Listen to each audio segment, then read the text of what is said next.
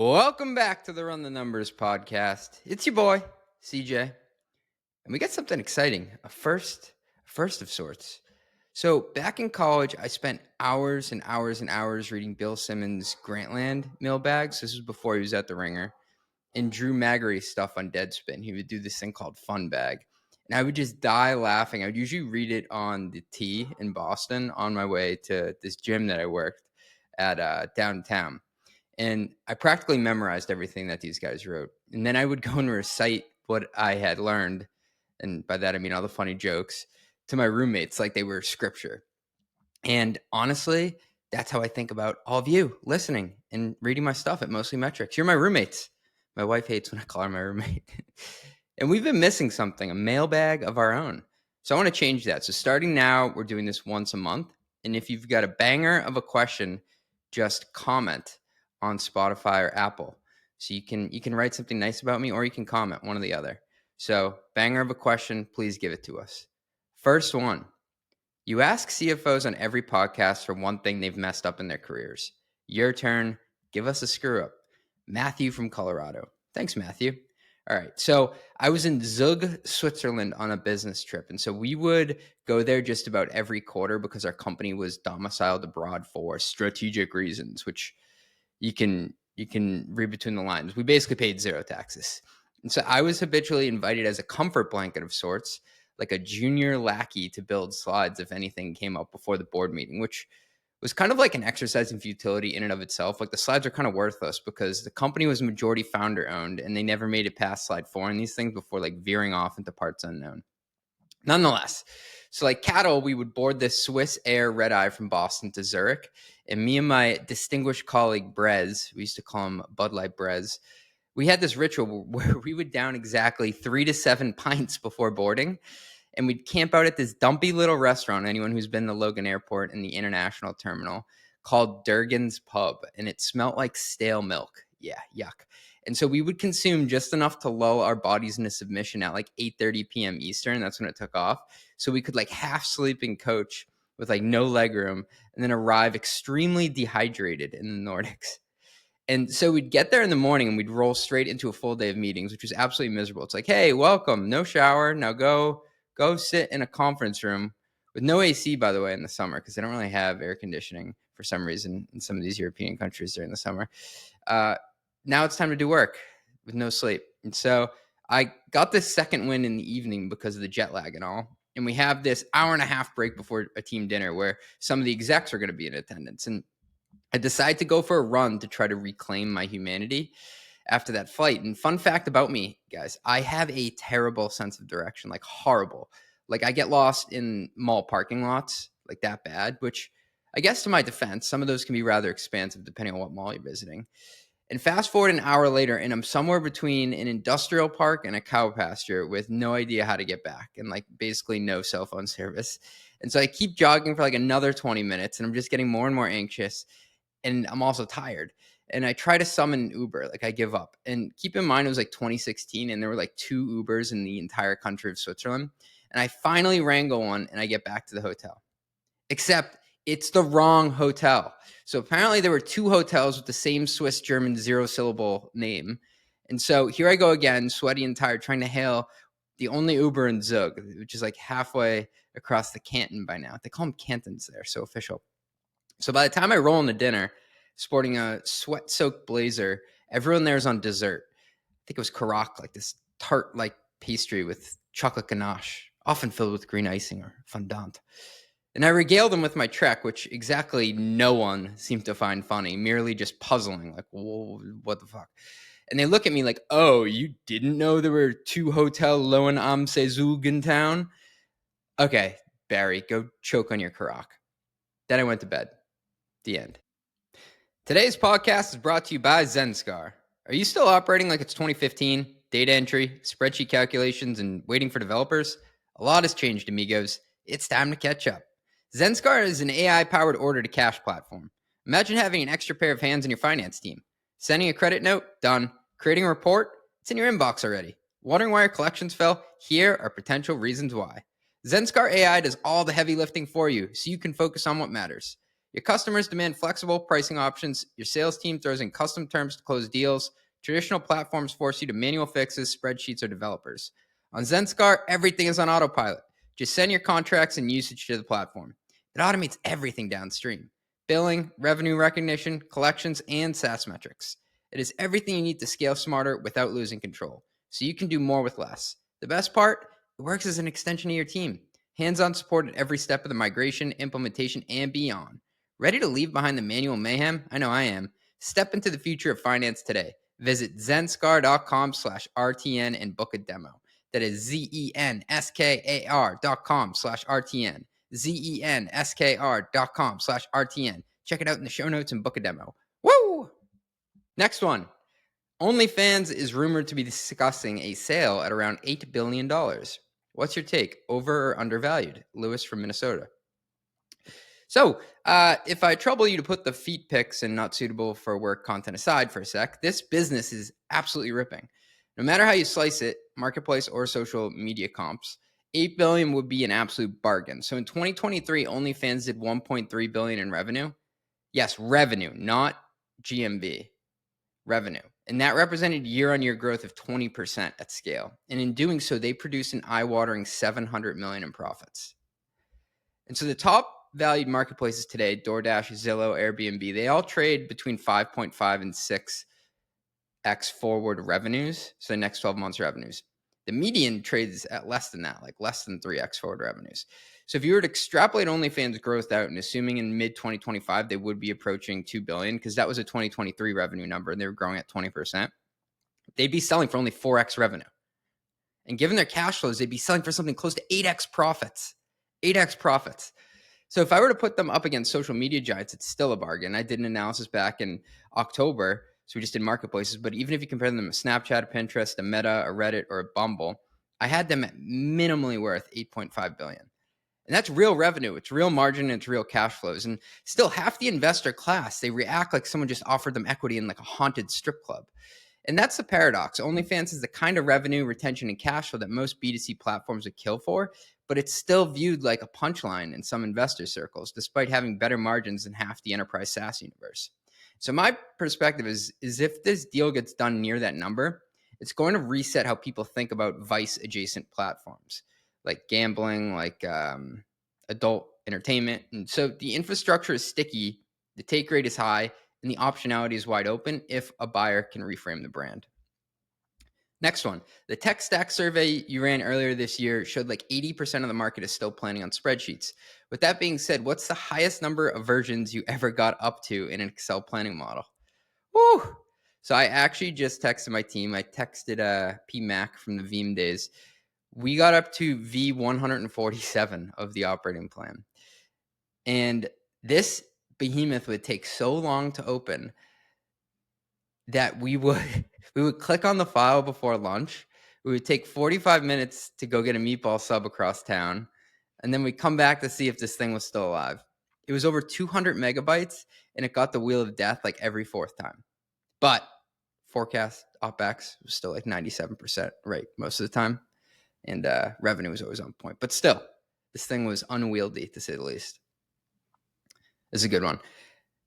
Justin from Florida says, it's getting harder and harder to get a customer through digital channels with the way Google AdWords are drying up and people are just going straight to ChatGPT. What are some untraditional, non-digital ways you've seen companies acquire customers at a reasonable price? So I think it all goes back to doing things that seemingly don't scale in the real world. And so Ramp's growth guy was on 20-Minute VC. It was a really good episode with Harry Stebbings. And he said they sent physical mailers to people. Those annoying like real estate cards you get to like sell your house in the mail that you instantly throw away. And it worked. So why? How did this possibly work? So one, sending a piece of paper isn't that costly when you compare it to fighting for super expensive Google AdWords like mesothelioma, I can't even say it, mesothelioma attorneys in Texas. I think that's like a $400 Google AdWord to bid for.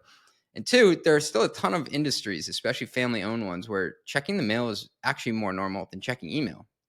And I learned that firsthand working in a marketplace for car parts.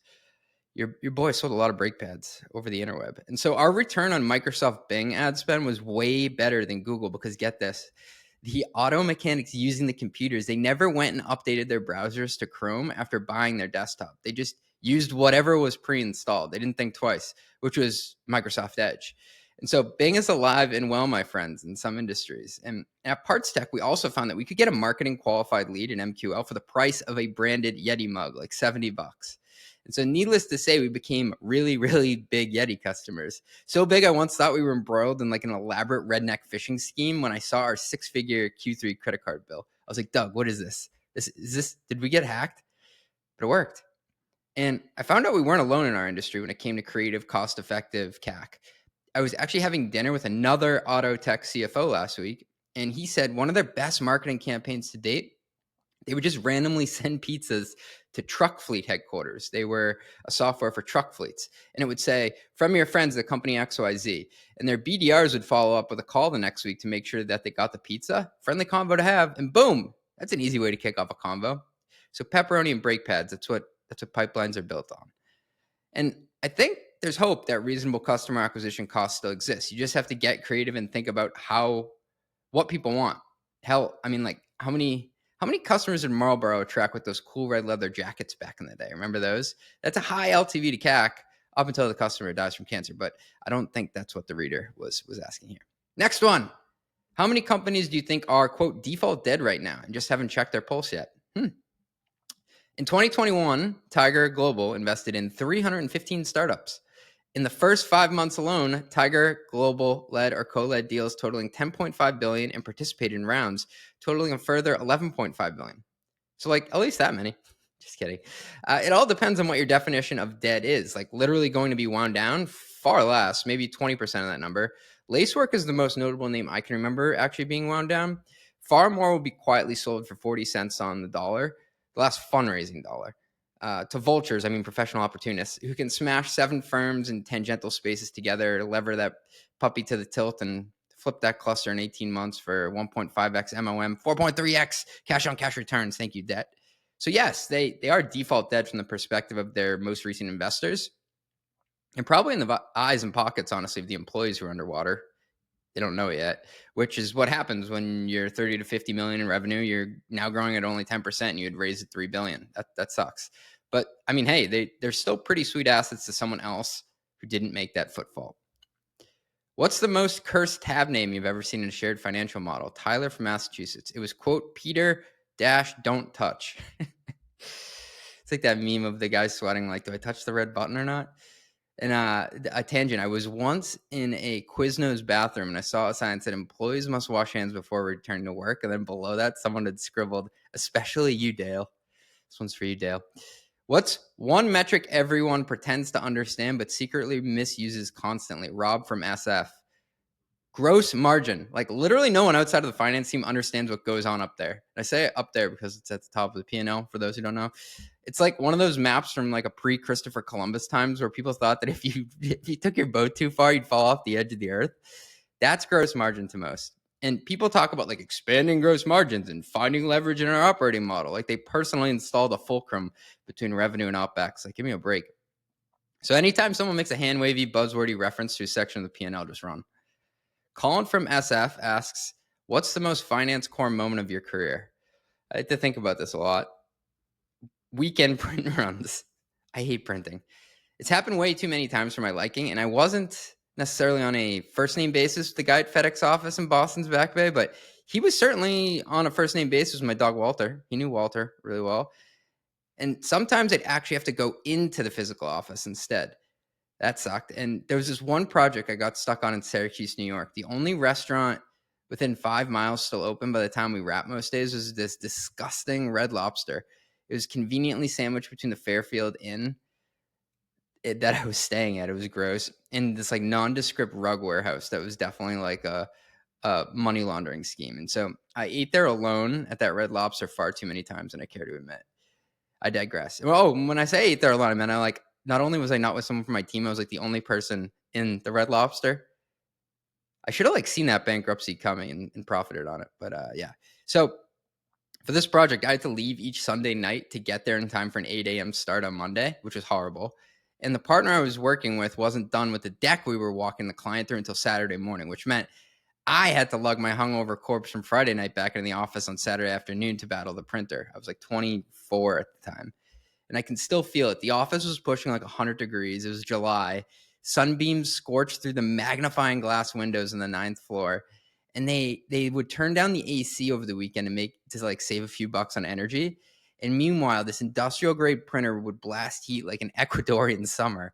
And just to complete the torture, the lights were on like this impatient motion sensor. I remember it was probably set to like 3.4 seconds, which would like plunge me into darkness every time I sat still long enough to just melt. It was horrible. And so there I was, sweating my ass off, going in and out of darkness, trying to print double-sided copies of a 37-page deck on this special gloss paper the MD wanted on this machine that took a PhD in computer science to operate. That sucked. And like reflecting now, I think it was at that moment I made the sobering realization that I was just a high-paid Kinko's worker and not the fancy management consultant I would tell my relatives I was at Christmas parties. All right. Last but not least, Greg with 2 G's from Florida. If there's one thing I have never understood about startups, which AI is starting to bring to the table, is a goal to make profit, not just a business that has a high valuation. This post might be one of my favorite posts from you, where I talked about why valuation was a terrible scorecard. Greg says, I'm the CFO at a highly profitable recruiting agency. No software, just services, high margin services. I used to think it was ingenious and that I was dumb never to have capitalized on this angle in my career finance. Quote, sell the problem of a future profit to someone else. As my buddy Ethan Schechter would say, get the shredders. He's on to us. Don't you like hate it when people have the nerve to remind us that the point of business is to make money? That's gross. But Greg with 2 G's, thanks for reading, my man.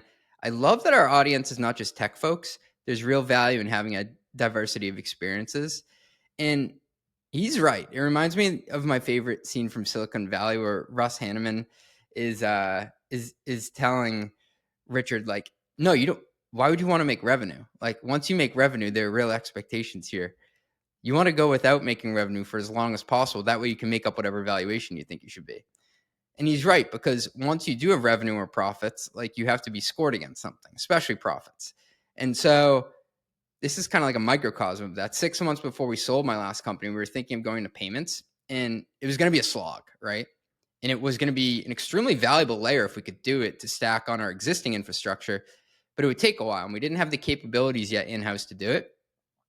What was seemingly more valuable was to sell the concept of payments as a lucrative revenue stream for someone else to build. And so it worked.